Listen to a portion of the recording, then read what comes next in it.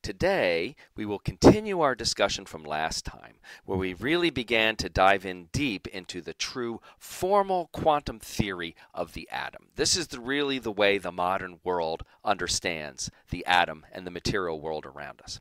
And we had spent a lot of time, for good reason, thinking about the relationship between the atom, rotational symmetry, and these new operators that we are beginning to consider, the angular momentum operators. Now, just a quick reminder, the particular Hamiltonian that we are talking about is that between a single atom and a nucleus with a charge Z. It has this kinetic energy operator, which is minus h bar squared on 2m times the second x derivative, but now we're in multiple dimensions, so we also have to add in the second y and the second z derivatives, and all of that, of course, is known compactly as the Laplacian operator, and here we have our Coulomb interaction. Now, we had discussed overall the plans that we have in mind for how eventually we are going to attack a system like this. Eventually, we are going to move into natural units to make our life a little bit more convenient, but that's not a priority right now. We also thought a little bit about the fact that this would look much more convenient probably in spherical coordinates. So I've taken the liberty to write down and look up for you all the Laplacian operator in spherical coordinates. It has this, two radial derivatives, which somewhat makes sense, but then there's this weird r and 1 over r term that are a little confusing. And then when we get to the angular derivatives, it really starts to turn into a lot of sort of gobbledygook, but here it is in all of its full glory. One of the goals of today's lecture really is to develop a more physical understanding of what all this stuff really is trying to tell us about the system. Once we have something like this, a very natural technique to want to apply would be to use separation of variables from the theory of partial differential equations. We're going to be looking at that today as well as also focusing in on spherical coordinates. And finally, last time, we had recognized that a key part of our plan has to be to look at the symmetries in the problem, because that's how we unlocked, for example, the behavior of the simple harmonic oscillator. Now, over here, I have summarized the key lessons we learned from looking at rotational symmetry. Here I'm reminding you of a typical rotational symmetry operator. We define these operators that then move our coordinate system around.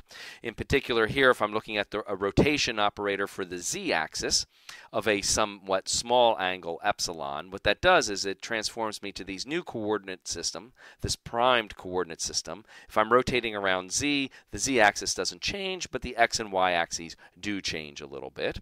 And we had worked through really what operator would accomplish re-expressing our functions in this new coordinate system.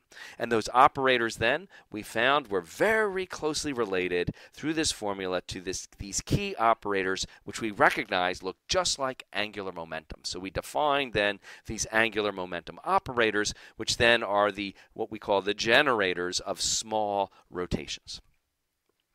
The angular momentum operator itself, these components x, y, z, we could gather into a vector, and then the definition is the standard one we have from classical mechanics. It's r cross the momentum.